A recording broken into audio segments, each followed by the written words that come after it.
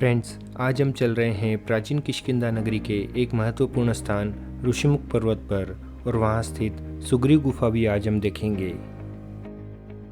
तो चलिए देखते हैं कैसी है सुग्रीव की गुफा और कैसा है ऋषिमुख पर्वत का ये परिसर। चलिए जानते हैं क्यों सुग्रीव इन ऋषिमुख पर्वत की गुफाओं में ही रहते थे और क्यों बाली इस परिसर में नहीं आ सकता था। पंपा सरोवर से लगभग 2 किलोमीटर की दूरी पर हनुमनहल्ली गांव से सबसे पहले एक छोटा सा झरना हमें पार करना है। यहाँ पर कोई पुल बना हुआ नहीं है। स्थानीय गांव वालों ने कुछ पत्थर डालकर इस झरने को पार करने का एक छोटा सा रास्ता बनाया हुआ है।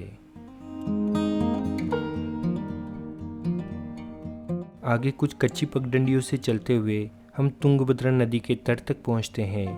यहाँ तट पर विजयनगर साम्राज्य के दौरान बनी हुई कई प्राचीन इमारतों के अवशेष हमें दिखाई देते हैं। अब कोरिकल से तुंगभद्रा नदी को पार करेंगे। एक पगडंडी है, इस पगडंडी से आगे बढ़ रहे हैं। नदी के तट पर हमें आसानी से कोरिकल बोट मिल जाती है। स्थानीय मछुआरे ही इन्हें चलाते हैं। इस छोटी सी कोरिकल नाव में बैठकर हम तुंगभद्रा नदी के दूसरी तरफ ऋषिमुख पर्वत के परिसर में जा रहे हैं।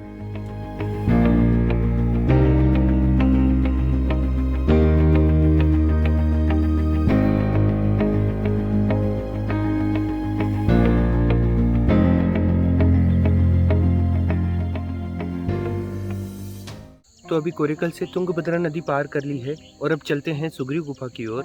एक पतली सी पगडंडी उस गुफा तक जाती है और एक बड़े से प्लेटू पर यह गुफा है।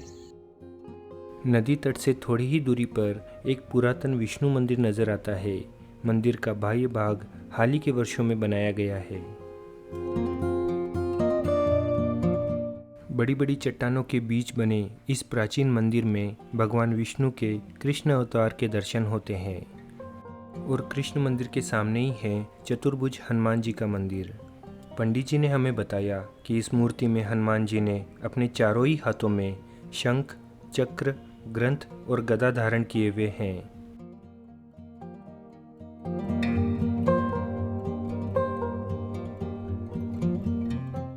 जैसे कि हम पुरातन काल से सुनते आए हैं ऋषिमुख पर्वत के बारे में, लेकिन ऋषिमुख पर्वत कोई एक पर्वत नहीं है।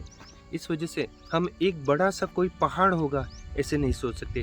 हालांकि मुख्य पहाड़ ये जो पीछे दिखाई दे रहा है यही है ऋषिमुख पर्वत और इसी के आसपास की छोटी पहाड़ियों को मिलकर इस परिसर को ऋषिमुख पर्वत कहा जाता है।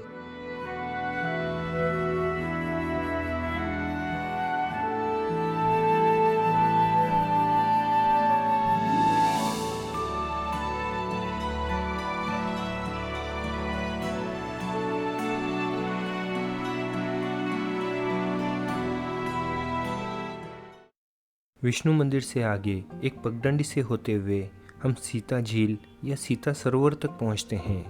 रामायण काल से ही इस झील का बहुत ही बड़ा महत्व है। सीता हरण के समय जब रावण सीता जी को आकाश मार्ग से लंका ले जा रहा था, तब सीता जी ने अपने कान के कुंडल और इतर आभूषण एक पोटली में बांध नीचे फेंक दिए थे। उस समय रावण का पुष्पक विमान इसी तालाब के ऊपर से गुजर रहा था और वो पोटली उसी समय तालाब में स्नान कर रहे हनुमान जी के अंजलि में आ गिरी थी।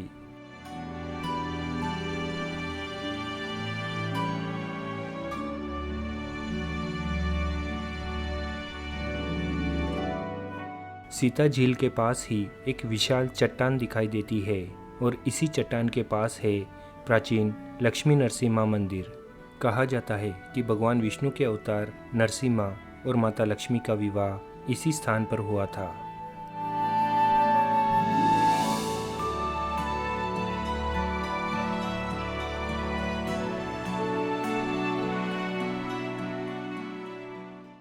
ये जो पहाड़ी दिखाई दे रही है यही है सुग्रीव गुफा की पहाड़ी। इसी पहाड़ी के अंदर सुग्रीव की गुफा है। इसी प्लेटू के दूसरी तरफ बड़ी बड़ी चट्टानों के बीच है सुग्रीव की गुफा। हजारों टन वजनी बड़ी बड़ी चट्टानों का ये सारा परिसर ऋषिमुख पर्वत का ही परिसर कहलाया जाता है।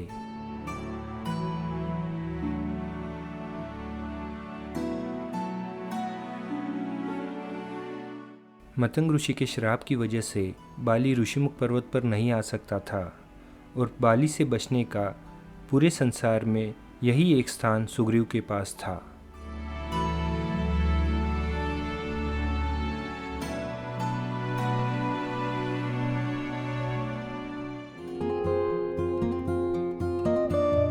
यह है मुख्य सुग्रीव गुफा। इसी गुफा के अंदर सुग्रीव और श्री राम की पहली भेंट हुई थी। अंदर से गुफा बहुत बड़ी नहीं है, लेकिन बाली से बचकर सुग्रीव के लिए छुपकर रहने का यह एक बहुत ही बढ़िया स्थान था। आइए अंदर चलते हैं।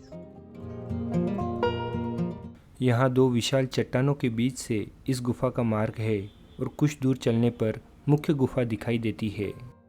यह गुफा अंदर से काफ़ी बड़ी है और इस गुफा में 8 से 10 व्यक्ति आराम से बैठ सकते हैं और इसी गुफा में सुग्रीव अपने साथियों के साथ रहते थे।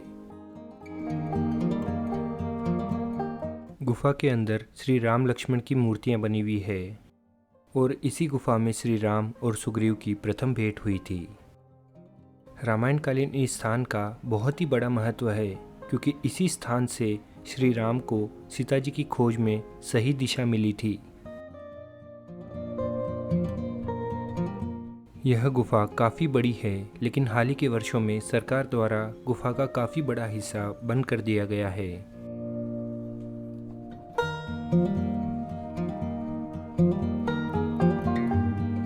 एस्ट्रोनॉमिकल इंफॉर्मेशन के हिसाब से रामायण की घटना लगभग आज से 7000 वर्ष पहले हुई थी और महाभारत की घटना आज से लगभग 5000 वर्ष पहले हुई थी। श्री पुष्कर भटनागर नामक विद्वान ने रामायण की पक्की तारीखों की एक किताब लिखी थी और इस किताब का नाम था dating the era of Lord Ram. इस पुस्तक के मुताबिक श्री राम का जन्म ईसा पूर्व 5114 वर्ष पूर्व हुआ था, यानी कि आज से लगभग 7100 वर्ष पहले। और ये सारे तथ्य इसी ओर इशारा करते हैं कि रामायण कोई काल्पनिक काव्य नहीं था।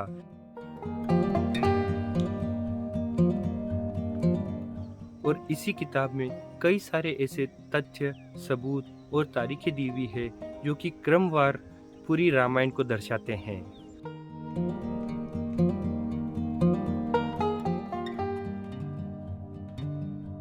फ्रेंड्स, सुग्रीव गुफा से अब हम रामायणकालीन एक और स्थान पर चल रहे हैं और वो स्थान है दुर्गा माता मंदिर और बाली की गुफा।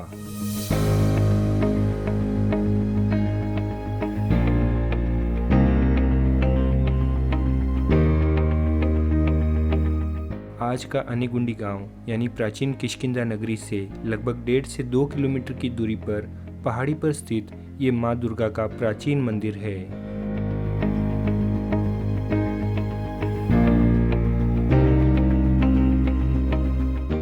पहाड़ी पर हम अपने निजी वाहनों से मंदिर के बिल्कुल पास तक हम जा सकते हैं।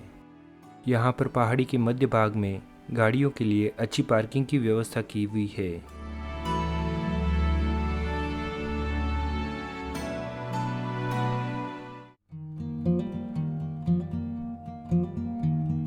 पार्किंग से लगभग 50 से 60 सीढ़ियाँ चढ़कर हम मंदिर तक पहुँचते हैं। माँ दुर्गा का ये मंदिर पुराने किले के अंदर ही है। कुछ सीढ़ियाँ चढ़ने पर मध्य भाग में ही प्राचीन हनुमान जी का मंदिर है। यहाँ से आगे किले के एक बड़े से प्रवेश द्वार में से होते हुए हम मंदिर में प्रवेश करते हैं। मंदिर का प्रांगण काफ़ी बड़ा है और 12 ही महीने यहाँ पर भक्तों की भीड़ जुटी हुई रहती है।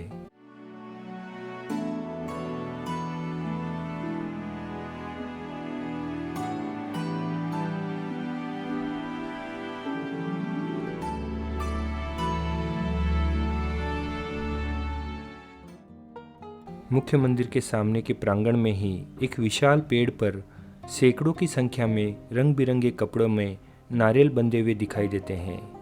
ये सारे नारियल लोगों के मन्नतों के हैं। यहाँ गर्भगृह में माँ दुर्गा के त्रिशूलधारी चतुर्भुजा रूप के दर्शन होते हैं। रामायण के अनुसार बाली माँ दुर्गा का अनन्य भक्त था और नित्य यहाँ माँ दुर्गा की पूजा किया करता था। इतिहास के अनुसार विजयनगर साम्राज्य के सभी शासक अपने हर युद्ध से पहले माँ दुर्गा की यहाँ पूजा करते थे। बाली गुफा के आसपास बार बार तेंदुए और भालुओं के हमले इंसानों पर हो रहे हैं। इस वजह से प्रशासन ने इस गुफा के मार्ग और गुफा को बंद कर दिया है।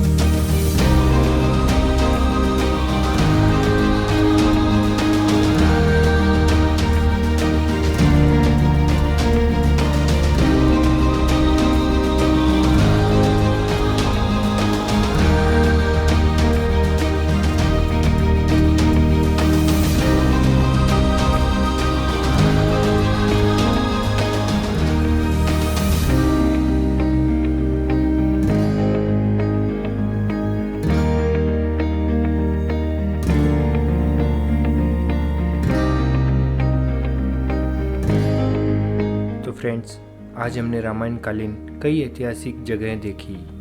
हमारा ये वीडियो कैसा लगा कमेंट करके बताइएगा ज़रूर। और जल्दी ही मिलते हैं ऐसी ही कुछ नई खोज में। जय श्री राम।